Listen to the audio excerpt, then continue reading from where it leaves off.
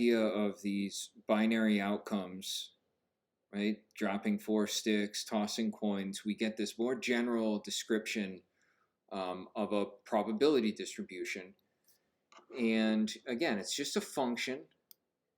And in the case of the binomial, where we have these binary outcomes, we have a number of trials, a number of successes, and a probability attached with that success. That is what determines a probability here.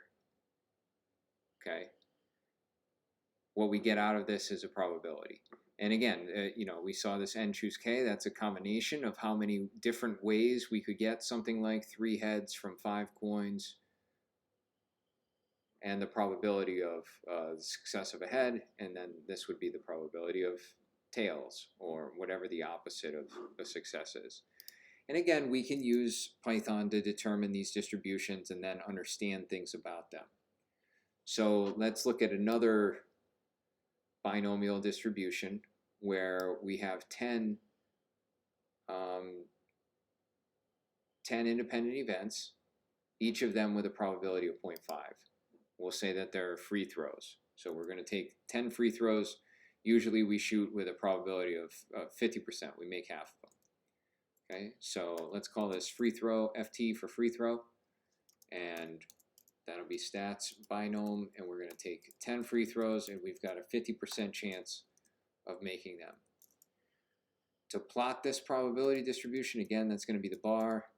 Here, I'm going to use this range of 10 so that I get all 10, and then it will just be ft.pmf, and we're also going to do the range of 10. I actually need to do one more. Remember, we start counting at 0 with these rows. Okay, similar kind of thing to what we saw above when we were tossing coins. And each of these is the number of ways that outcome could happen. So the probability of, well, now they're expressed in terms of probability, but the probability of making 4 of my 10 free throws, it looks like it's just over 20%. And if we want to actually find one of those values, we just plug it into this probability mass function. So free throw.pmf, let's say 6 free throws, that would be 20.5%. So that's how tall this bar is. Okay, and that would be what we would get if we added up the total number of ways for, well, the number of ways for 6 to happen out of the total number of outcomes. The probability of at least 6 made means that we would add up the heights of this bar, this bar, this bar, this bar, and this bar, right? So we would say the PMF of 6 plus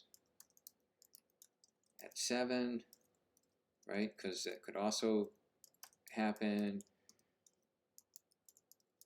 at 8, at 9, and at 10 is the last possibility. We could make all of them.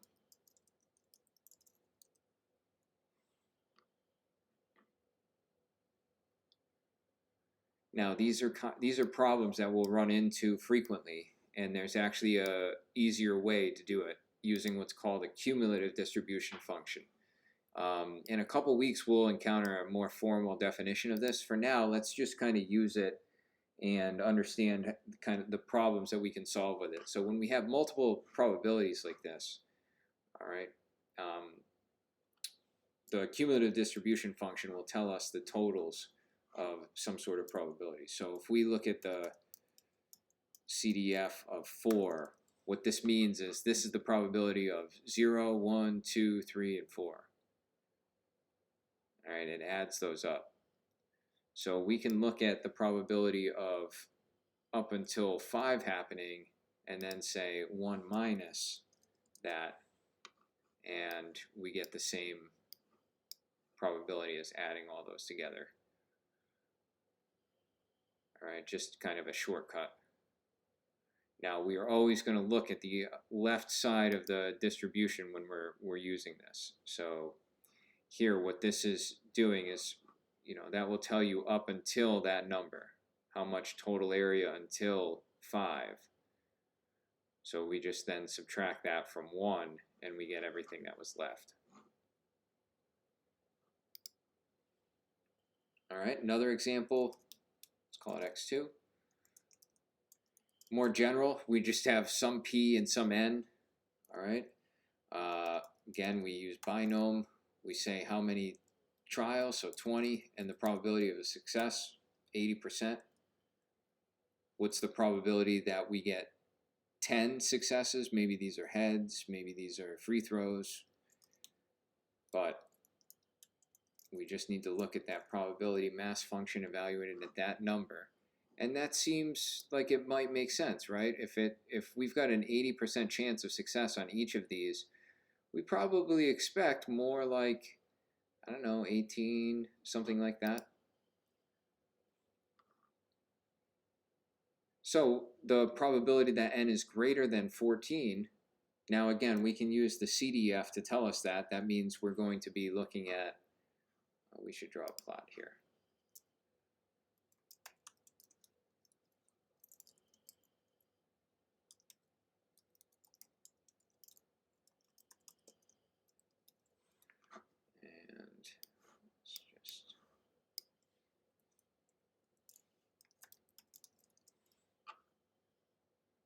Right, and that seems about right, because with such a high probability of success, very few successes is less likely. Now, if we want to look at the probability of getting at least 14 successes, well then that's going to be pretty high, because most of the successes are over here to the right of 14. Now, our CDF, if I look at my CDF, I need to look at it up to 13 and then subtract that from 1 so that we're left with everything to the right of that, minus.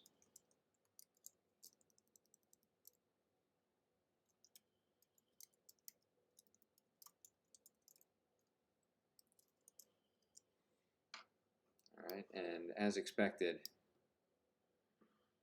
very likely that we make more than 14 free throws in this situation, or get more than 14 heads, roll 14 evens, whatever binary